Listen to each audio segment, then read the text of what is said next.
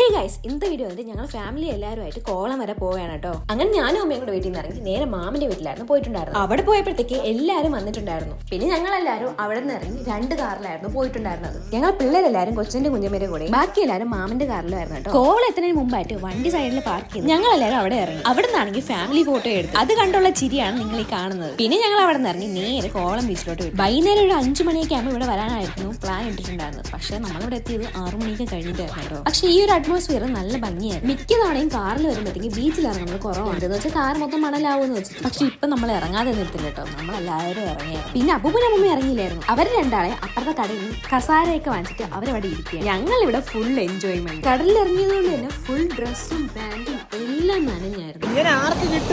അതെ, ഇതിന് വെട്ടം ഉണ്ടാവും എനിക്ക്. അങ്ങനെ പിന്നെ കുറെ കഴിയുമ്പോഴത്തേക്കും മഴയൊക്കെ തുടങ്ങി. ഞങ്ങൾ കാറിൽ ഷൂ വെച്ചിട്ട് നേരെ ഐസ്ക്രീം വാങ്ങിക്കാനും വന്നു.